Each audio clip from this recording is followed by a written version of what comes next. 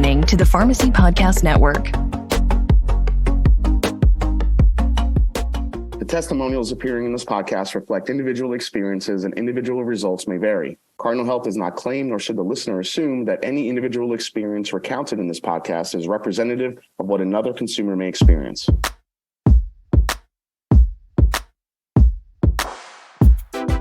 The Cardinal Health Counter Talk podcast, in collaboration with Pharmacy Podcast Network, is for independent pharmacists to learn about the state of the industry, innovative services and solutions, and the future of pharmacy. Join me, your host, Jason Calori, for conversations with pharmacists, Cardinal Health leaders, and industry experts, sharing best practices, discussing industry trends, and showcasing Cardinal Health products and services. You can subscribe to the Cardinal Health Counter Talk podcast on Spotify, Apple Podcasts, and wherever you listen to your favorite podcasts. Hello, everyone, and welcome back to the Cardinal Health Counter Talk podcast. I am your host, Jason Calori, and today we are talking about it being the perfect time of year to position your pharmacy as a healthcare destination by offering immunizations for the upcoming fall season. Today, we're welcoming back to the show Cheri Schmitt, pharmacist and part of the Cardinal Health Pharmacy of the Future clinical team, Tonya Shackelford, pharmacist and senior manager for the Clinical Pharmacy Solutions team here at Cardinal as well, and our special guest, Wimberly Gayle, a 1994 graduate of the University of Mississippi School of Pharmacy, who has worked in independent pharmacy for 30 years. She is licensed in both Louisiana and Mississippi.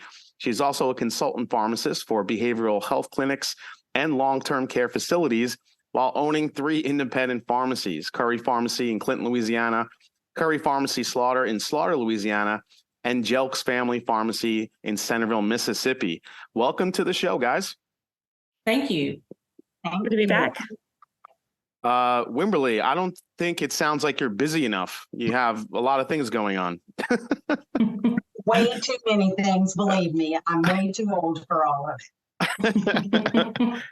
Well, again, just appreciate what you're doing for the community. But today, we really want to get into this whole subject of it really being the perfect time of the year to position your pharmacy as a healthcare destination, especially with the upcoming fall immunization season coming up. I mean, as you guys know, patients have been coming to the community pharmacy, every fall for flu vaccines for a lot of years. Pharmacists are convenient, accessible, and, they're really trusted partners in their community. Cheri, let's start with you. What do you think makes pharmacists so ready to position themselves, especially around this time of year? I think the biggest thing is, what you mentioned is convenience. So, 90% of the patients live within 5 miles of a community pharmacy, and pharmacists, especially during the COVID pandemic, I think patients saw their pharmacists as a trusted place where they could go to get answers about healthcare and vaccines. And so, community pharmacies are just set up to be accessible and convenient, and the pharmacists are knowledgeable. The patients have good relationships with them and they trust them. So when patients are recommended to get a vaccine from a pharmacist, they typically do receive that vaccine. So that's actually a really good lead in, because during the COVID pandemic, patients began to see their community pharmacies even more as a healthcare destination, I think. Hospitals and physicians, they were flooded. So where do you go next? To community pharmacy. And I think a lot of people saw that. We've talked about this before, but they came not only for flu and COVID vaccines, but for other routine vaccines. I want to kind of shift to Tonya here. What is your perspective on how just in the we've talked about this before, obviously, with how pharmacists have really evolved into something more in each and every community. But even from the last time we spoke, what do you think, how much has the independent pharmacy has evolved even since then? Well, I think, you go back and I was actually surprised when the COVID pandemic hit, how many independent pharmacies weren't actually giving immunizations yet. Mm-hmm. And so they got into the game, around COVID, seeing a need in their community. And so now this is, kind of the first fall season post-pandemic.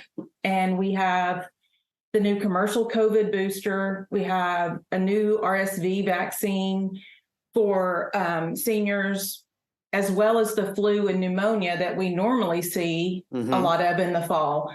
So, where normally in the fall you might have 1 or 2 vaccines that you're kind of monitoring and educating patients on, this year you've got 4. And if you add shingles, you've got 5.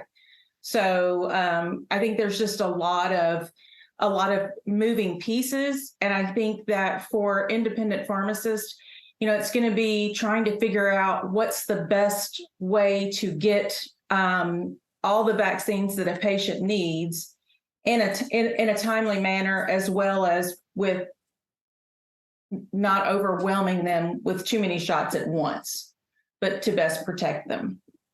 I want to get this from Wimberly's perspective. Wimberly, you have multiple pharmacies. You're obviously pretty active in your communities when it comes to this time of year. From your perspective, how have you seen your own role, your teams, and your pharmacies grow during this time post-pandemic? I'm floored every time I even try to think about it, because one of the reasons that I went to pharmacy school instead of med school was because I didn't like needles. And then here I was many years later saying, oh, you got to get certified, to get vaccines. So when I started out, I figured, okay, I'll give 10 or 20 vaccines a year. I'll be okay with that. And of course, flu, we started early on, and we were given a bunch of, a good bit of flu for such a small area, I'll say. And then when COVID, it just went crazy. I think so many people realized that, yes, hey, pharmacies do give vaccines. In my area, at least, it just wasn't well known. We're very, very rural, all three of my stores. Mm-hmm. And COVID was the tipping point for us. I mean, we give vaccines now daily here at, just a small independent. And we've been fielding, when can we come get our flu shots already this year, since September clicked over. Today's a good day for this podcast for us, because it's actually the day that I picked to start. So we actually just started with flu immunizations today. And I'm so glad that our communities have finally embraced that, yeah, this is where you come. They can come, be in and out, usually within, 15 to 20 minutes, with all their questions answered and not having to sit in a doctor's office, and usually with no copay. So it's, financially smart for them as well. Yeah. And just to back all that up, IQVIA just recently released a study here from 2018 to 2022. Flu, COVID, HPV, pneumonia, shingles. The large majority of vaccine administration took place in a pharmacy setting versus a non-pharmacy setting, which I thought was really eye-opening. And on top of that, back to you, Cheri, we've seen lots of legislation in the last few years to make it easier for pharmacists to offer. Pharmacists either had to have collaborative practice agreements, or there's just a lot of extra barriers, or maybe they could only give certain vaccines or to certain age groups. And I think because of what pharmacists did stepping up with COVID, everybody realized that, they can really be a first arm in public health with vaccines. And so the great value that pharmacists added to the healthcare system was seen by a lot of different stakeholders.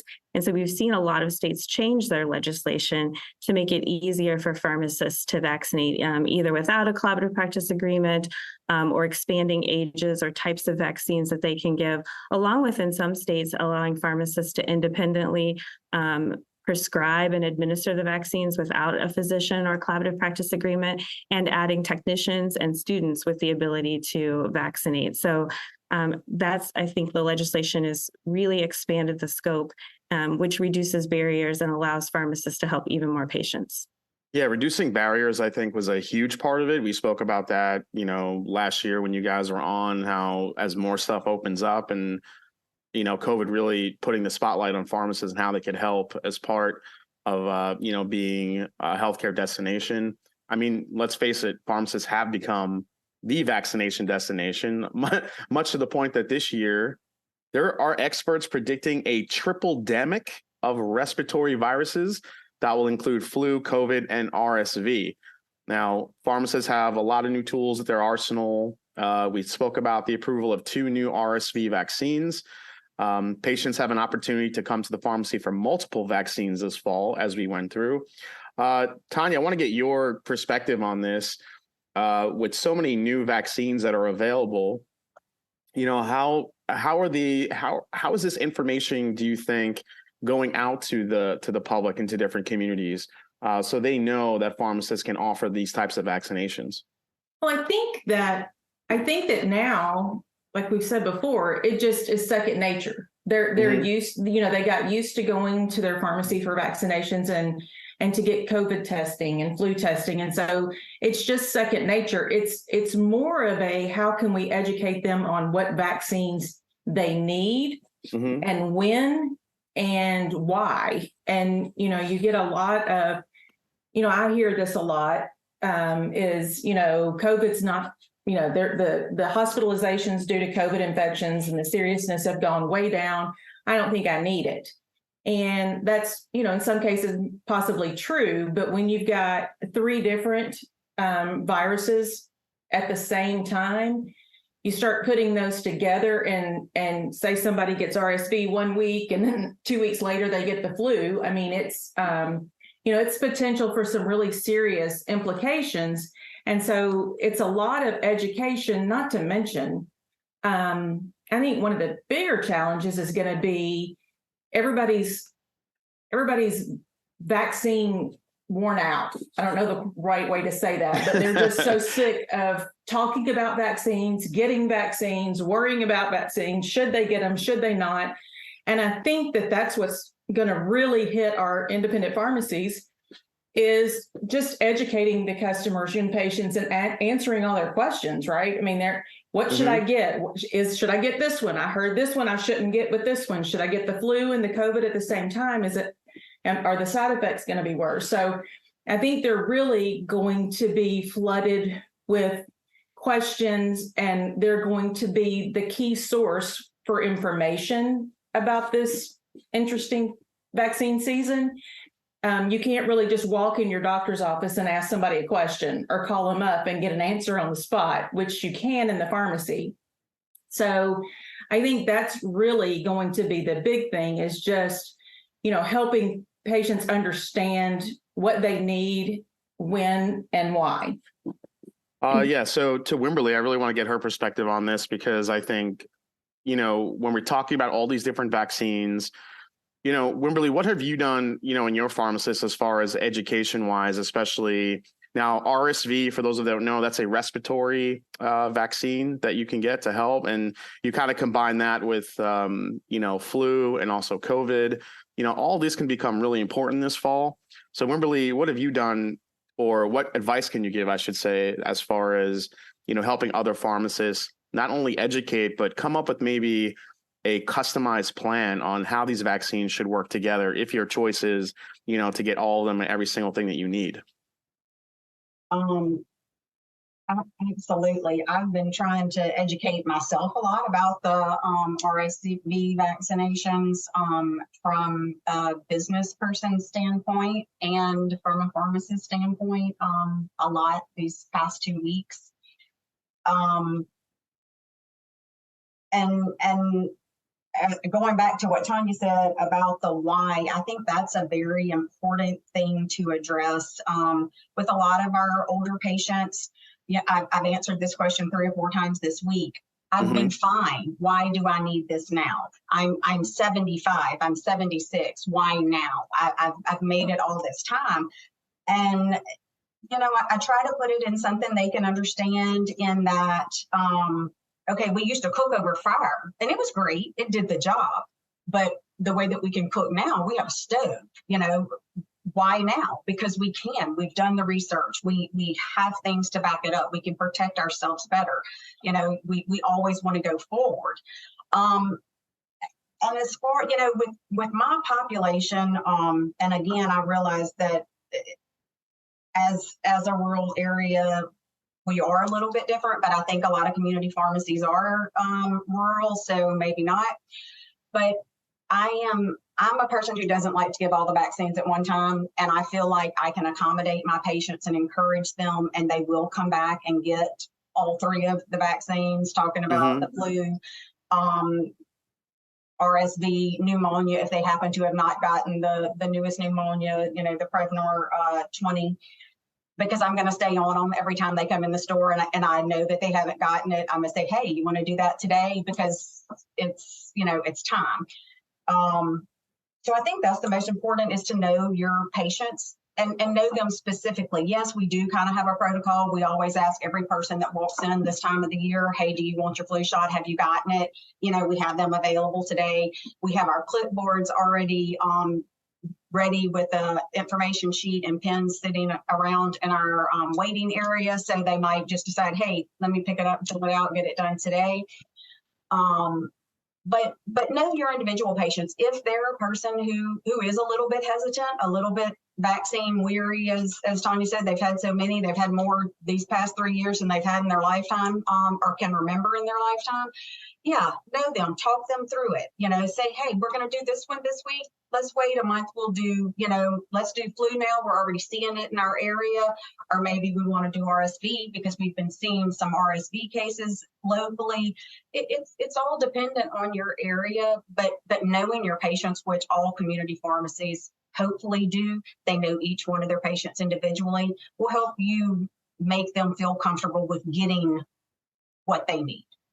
Yeah. And, you know, back to Tonya's point where we talked about kind of a, you know, vaccine exhaustion, or however you want to say, you know, after COVID, there was just so much, you know, there was a lot of different feelings out there about the COVID vaccine. And I think that, you know, led into a mistrust of pharma companies, government, lacks of awareness, fears of side effects. And a lot of that stuff could kind of permeate into just the vaccines, you know, for RSV and other things. And I think we're also forgetting about like the simplest form of not getting the vaccine, which is people just don't like getting needles in their arm. So yeah, so there are a lot of barriers there, I think, to overcome, especially now, even though, you know, pharmacists have, you know, generally we made it easier for people to get vaccinated. As far as some of those other barriers, Tonya, what do you say to that? And as far as maybe, you know, helping some of the patients and some of the education and the mistrust out there, you know, Wimberly mentioned really knowing your patients, and honestly, that's a huge piece of it. But what else? What other pieces of advice can you provide? So I think one really big thing is to play on their emotions, and I don't mean that in a bad way, but like, take Wimberly, for example. She has a new grandson. Mm-hmm. You know, you want to, the really young and the elderly are not protected as well, and they're more vulnerable.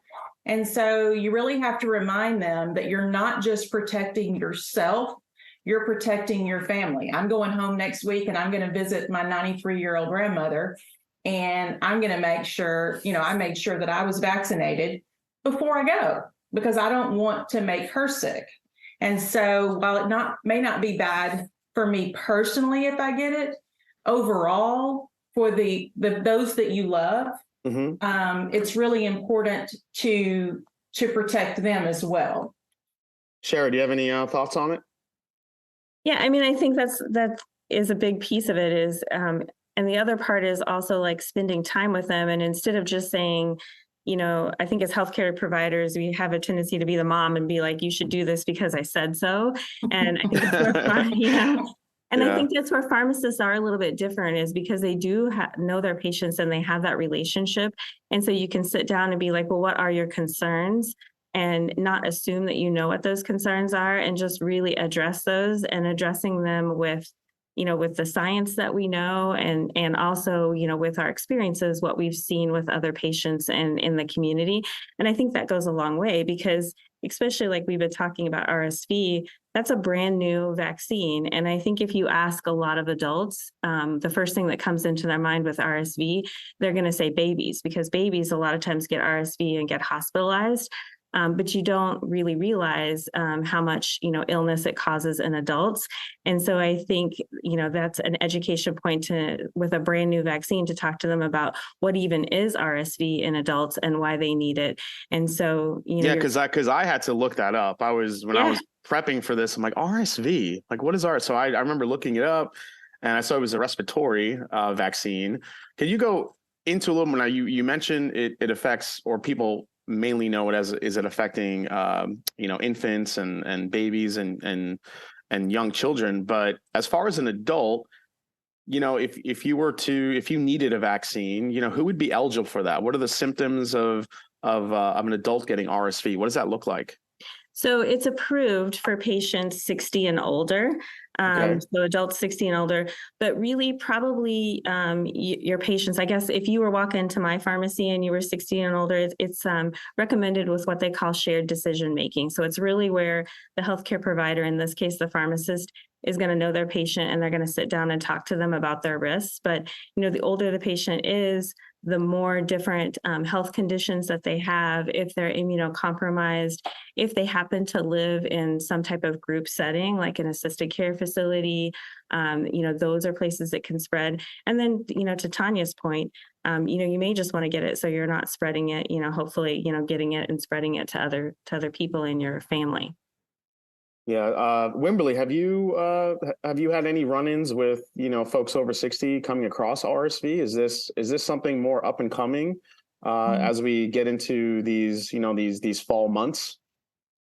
So we actually have had two, I'll say we, because I say it kind of directly affected my pharmacy or our staff.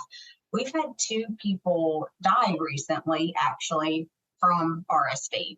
Oh my God. Within my family, within our pharmacy family. Okay. And I'll admit, the first one, when it happened, I was like, I need to educate myself what's going on, because I, like everybody else, said, hey, RSV doesn't make adults sick. Probably what you've always heard in the past is it's like a cold for an adult. It makes babies with undeveloped lungs very sick, but with adults, it usually does nothing. But these cases that we have been seeing, really mostly since COVID, and maybe they have been around and we just didn't know enough about them, and COVID kind of brought it up to the forefront. I don't know, but we've been seeing it in our area. But now, as far as I have not had my patients coming in asking for it yet. So I feel like the advertisement for it publicly, and maybe even the conversations between the doctors and patients, haven't been taking place just yet, or they're not. Maybe all the doctors aren't even on board with it yet, I'll say. I'll expect that to start coming soon, I would imagine, with the season that we're getting into. But again, RSV since COVID has been really persnickety. Used to, we had an RSV season. Now we don't. With COVID, it's just kind of hit or miss. These deaths that I'm talking about with RSV were actually back during the summertime, which isn't a normal time for our area. So I think it's going to take the doctors getting on board with it also. And honestly, honesty, I think, is one of the things that I take a lot of pride in with my patients. And when they ask me, so their question to me is going to be, did you recommend your mom get it, or have you given it to your mom? I know that's what they're going to ask me. So, I haven't yet. I'm still in my research phase of that. She was never a smoker. She doesn't have lung issues. Now, yes, she is older. But I don't know that I feel like her risks are there for me to say, yeah, I want her to get it yet.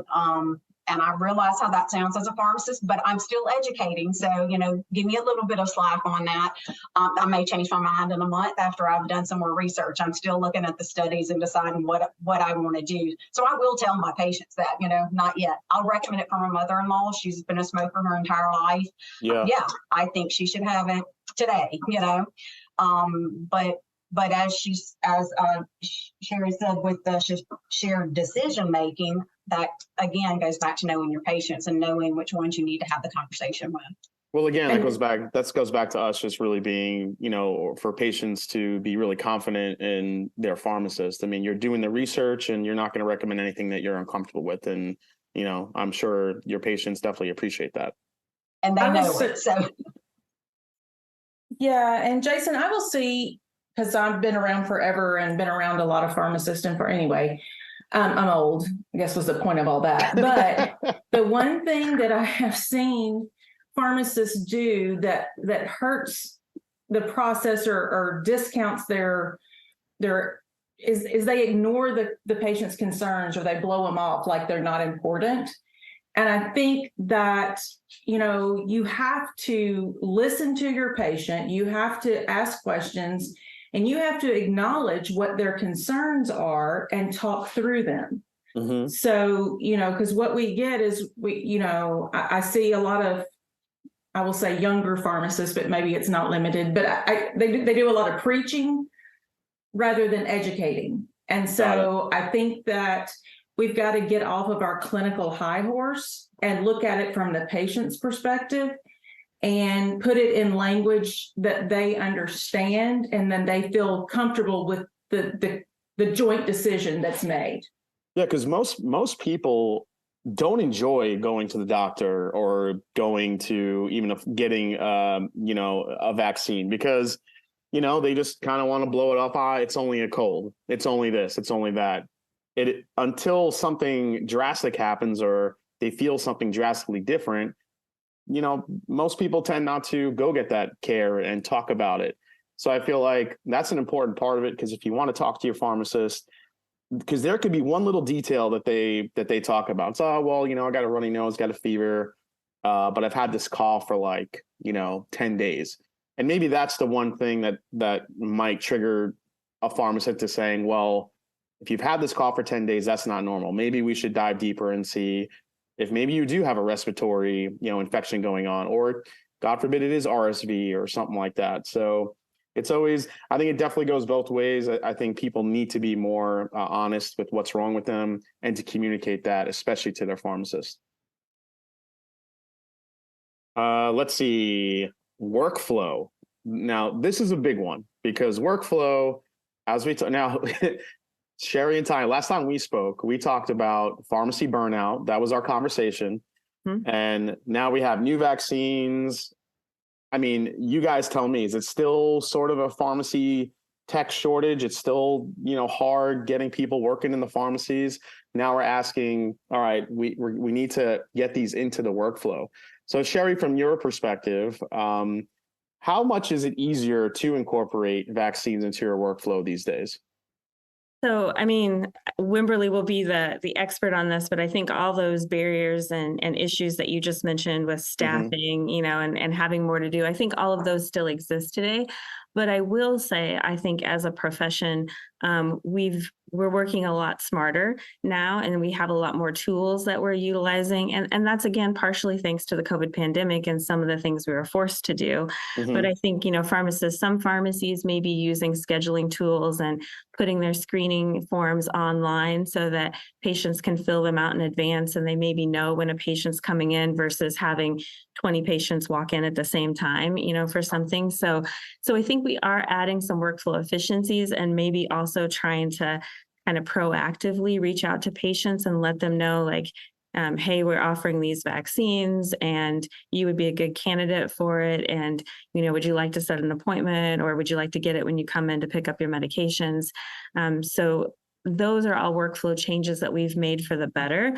And then, as we mentioned before, in some states, technicians are also able to help vaccinate, and that helps. But I guess I'd be curious what Wimberly says about, staffing and shortages and finding people as well. Yeah, Wimberly, we've pretty much teed you up here. So when it comes to your staffing, when it comes to scheduling, when it comes to marketing you have to do, and when it comes to just the overall financials of it, I'm sure that's a lot to unpack here in this conversation. But what have you found that has worked for you? And what are some of still the challenges that you're going through, to kind of incorporate these vaccines into your workflow, especially during this busy time of year? So COVID definitely just educated me and my whole staff as to getting the workflow. And yes, the first couple of months with COVID was a true learning curve. We tried and failed many different ways to do it right, but I will say that I feel like our workflow with vaccines is much easier and flows much nicer now. We really just incorporate ours in with our prescriptions. If you walk in and say, I would like a flu vaccine today, they're going to hand you one of those clipboards, like I said, that's already pre-made out with our authorization form. They're going to put your name in a waiting basket, which, signals my technicians to know that, okay, they're here waiting, and it'll go through the workflow just as a normal prescription would. Now, during flu season and probably for September, October, part of November, we'll have an extra person here, an extra vaccinator here pretty much every day, Mm-hmm. and they can just roll with it how they go. And we keep a links up all day, every day on every computer now, which is not something we had ever done before, where we can check and see, what other vaccine they may need. If they come in and they tell me they want flu and I see they're over 65, I'm probably going to check real quick. Hey, have they had, Prevnar 20? Have they had Zostavax? At least mention it to them while I'm back there to say, why don't you think about this? Go ahead and give them the BIS or some information about Shingrix. I've got all of them nicely printed out and, labeled in folders, so I can just say, hey, just think about this for next time, or next time you come in, let's talk about, this vaccine, or let's decide then. We don't have to do it today, but let's decide then. So workflow, I think one thing COVID might have actually helped with was to get my workflow good with vaccines. Now, as far as the scheduling, we don't really schedule for flu vaccines. I am blessed, I guess, or cursed, I don't know which. Most people that work at my pharmacy are family. My son and daughter-in-law are both pharmacists. My sister-in-law was one of my technicians. I have a couple of cousins who are some of my technicians. So I wasn't hit that hard with staffing like most people during COVID, because I've had most of my staff an extremely long time and they're very well trained. So they know it's come, like whenever I said, y'all, the 20th is the date, they all kind of took a deep breath and got mentally prepared. It's time for it to start. Yeah. As far as the financials, for me, I still don't think, I'm sure Tonya agrees with this, because we talk a little bit about it. Pharmacists aren't getting reimbursed enough for vaccines. I mean, when you're going through PBMs, you're just not. I looked at some of the numbers this morning. If it's a true Medicare flu shot, yeah, we're making some money. If it's not, if it's a Part D Medicare, we'll do what I'll say is breaking even. I'm averaging, just on the few that I've ran this year, $20, I guess, gross profit. And it hasn't been a bunch. And when I say gross profit, I'm not including, the syringes and alcohol and my papers that I've printed and, getting it put in links and sending a note to their doctor, which in Louisiana we still have to do. Even though doctors don't even have to put the vaccine in links, we have to put it in links and send them a note, which is absolutely crazy. If I'm putting it in links, they should be able to check it. But that's not how the world goes round. Which is another thing on the RSV and COVID, just on the business end of it, which I don't even know, how much we want to talk about that. But on the business end of it, yes, I will probably wind up doing these, the COVID, what are we not supposed to call them? Boosters. What are we supposed to call them now? Updated COVID. Can't even tell you what they want us to call. We're back to boosters now, Wimberly. For this season, we're at boosters. Okay, I thought they had told me boosters were gone, but anyway. So I mean, I'm going to have to. Our area doesn't have anybody else that's going to be administering them. I know that I will wind up doing it. But from a cost standpoint, I'm looking at $6,000 to get it in my door, because I have to order 50. I'm a small, I'm going to have to do it smart. We're going to have to schedule this. I'm going to have to know I'm going to get these 50 coming in, and how many can I get out the door before it expires and I lose, $260 a shot, and I'm barely getting reimbursed $6 over cost for it. I mean, Tonya, I would like to get your viewpoint of this, as far as all the different things that you have to worry about in a workflow, and to make some money, and to make sure that you're also at the same time, being part of the community and helping everybody stay healthier. Where do you see the challenges and also the triumphs when it comes to adding vaccines into your workflow? Yeah, and I think And I think going back to, the beginning when we were talking about with this vaccine season, what vaccines should we give together because there's so many. Mm-hmm. And I do think that when you have a customer standing in your pharmacy and you can give them a flu in one arm and an RSV in one arm, it's really not that much more work. If you see what I'm saying, like they're filling out the same forms, it's less for the customer, it's less for the pharmacy. So I think that helps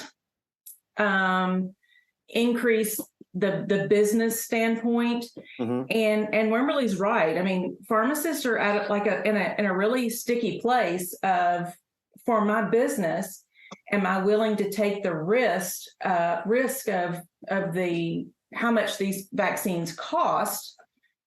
And is it the right thing for my business? Is it the right thing for my customers? And, at the end of the day, we went to pharmacy school to be caregivers and to be, we want to make sure we take care of our, but, at the same time, I don't want to see Wimberly go out of business because she's taken a loss on every COVID shot she gives.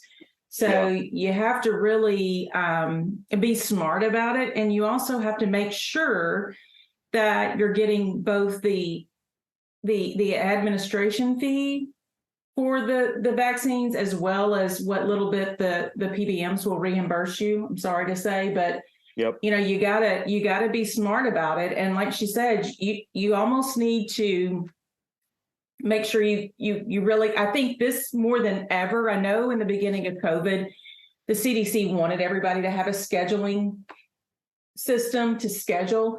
But I think that's what's really going to be extremely important this season with the multiple vaccines and the education that goes with them. I think you're almost going to have to schedule. I mean, I've even heard of some pharmacies that have just to help with the workflow and be able to handle the volume and the cost. And they might open one day a week, an hour early, or stay an hour late on one day just to do vaccines, not to do anything else, or, just try to make the most of what you got. But it's a very fine line.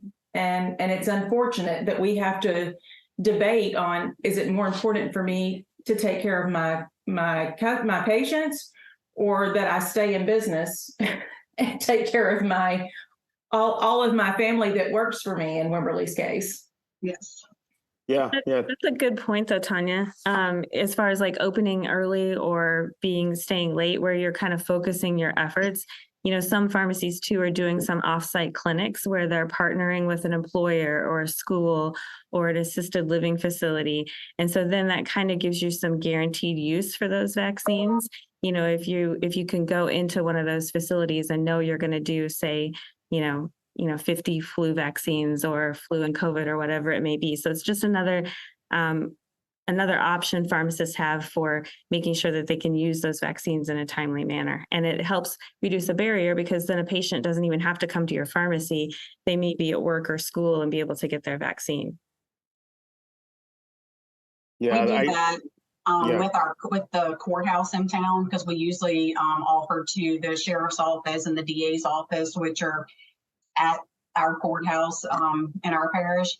And so we'll have a day where we set up at the courthouse when they're having court in session. We'll go do all of the clerks and judges, and we'll do the sheriff and all his office staff, and then we'll hang out at the courthouse for anybody who wants to, on their way in and out of court, who wants to get their flu vaccine. So they don't have to make time. It's like you said, it's right there. It's like hitting you over the head. You have to purposely walk past me to not get a flu shot. You can't say you don't have the time. So we do a lot of that. We go to the banks, we go to the school board, churches. I do the garden club, go to a couple of behavioral health places, obviously the nursing home that we service, but any place that I can think. Our council on aging, when they have lunch every day at 12, we'll make a couple of stops there through flu season, to our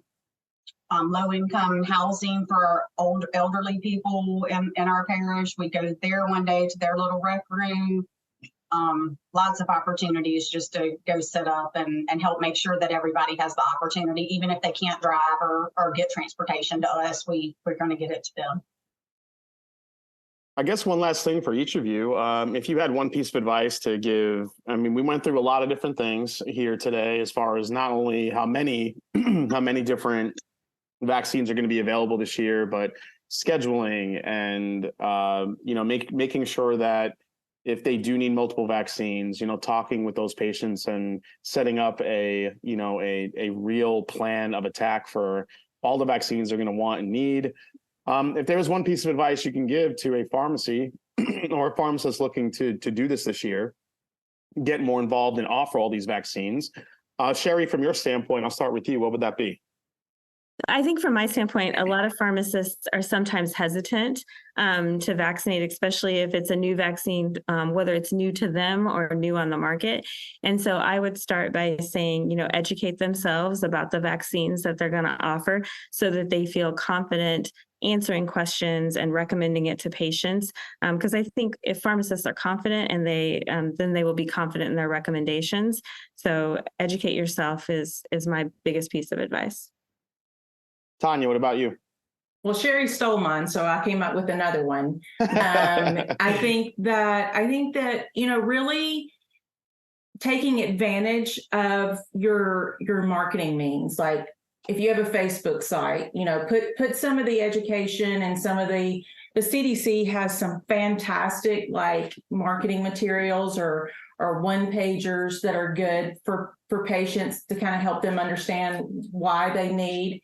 And I think, getting the word out there, like we've talked about, is talking them through barriers and getting them, that takes a lot of time. If we can utilize some of our text messaging or our scheduling programs or our Facebook or websites or anything like that, I think is going to help tremendously with the workflow. And I also think that you're not dealing with and I say this, you're not dealing with people that are clueless. You're not starting from scratch.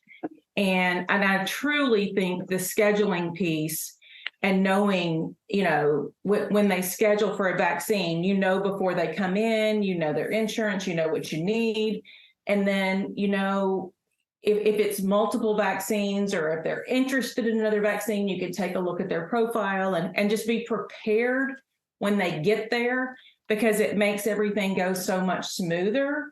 And because it can get pretty crazy. And we see patients get really upset at standing in a pharmacy and they can't get their prescription on time because the pharmacist is busy giving shots. And the patients that are there to get shots are frustrated because they're having to wait for the patients that are getting prescriptions filled. There's just a lot of lack of understanding, maybe not in Wimberly, small town where she has all her patients trained. But, in a lot of pharmacies, it is frustrating. You go in for that. So I think anything that can make it easier and quicker is going to be beneficial.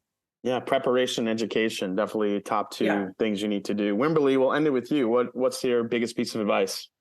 So first off, I needed to hear both of those so I can run out real quick.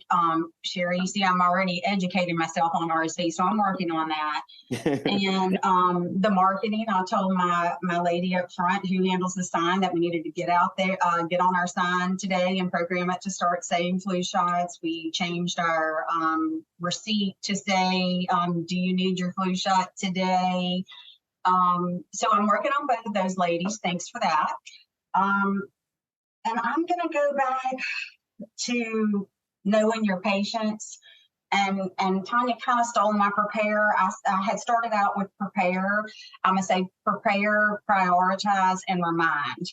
So kind of prepare your staff and your patients of what to expect this vaccination season. So like Tonya said, they're not coming in blind or unexpecting. Prioritize who needs what vaccine when, according to what's going on in your area, because it's not a universal thing. Our flu season down here in the South is different than flu season up north or flu season out west. So you got to take into account where you're at. And then set reminders for your patients, set reminders for yourself. to continuously stay on top of it through this flu season, to get it all done. Don't let it slip past. Love that. So if anyone takes anything away from this podcast, remember PPR. All right. PPR, prepare, prioritize, and remind. I absolutely love that. Well, I want to say thanks to Cheri, Tonya, and Wimberly for joining us on the show and for providing so much valuable information as always for our independent pharmacy listeners. Thanks for stopping by, subscribing, and listening to all the Counter Health Counter Talk podcast listeners. Hope you have a great rest of your week. Thanks for subscribing to the Cardinal Health Counter Talk podcast. We definitely hope you enjoyed the show. There's a lot of great information. And if you haven't yet, make sure you subscribe and download the Cardinal Health Counter Talk podcast wherever you get your podcasts. See you on the next episode, and everyone, take care.